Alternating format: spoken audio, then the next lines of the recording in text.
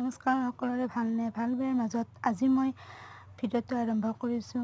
কিমাননো ঘৰত সোমাই থাকিম, সেই ভাবিলোঁ অলপ ওলাই যাওঁ। মাহঁতৰ ঘৰতে মাহঁতে নতুন জেগাত উঠি আহিছে, সেইকাৰণে পুৰণ ঘৰত যাবৰ কাৰণে ওলাইছোঁ। কলিজাকে লৈ গ'লোঁ। এতিয়া পৰিৱেশটো বহুত ধুনীয়া হৈছে। আগতে এইবিলাক পকা নাছিলে, বোকাই আছিল। এতিয়া বহুত বেলেগ বেলেগ হৈ গ'ল।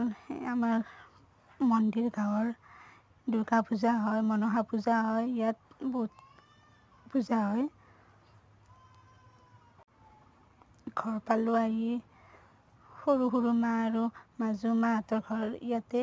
মাংস তুলি আছে, মাংস আনিছে, মাছো আনিছে। তাৰপিছত সৰু কলিজা অলপ খোজকাঢ়িব পৰা হ'ল। সি খোজকাঢ়ি আছে অলপ, পটাককৈ পৰি যায়।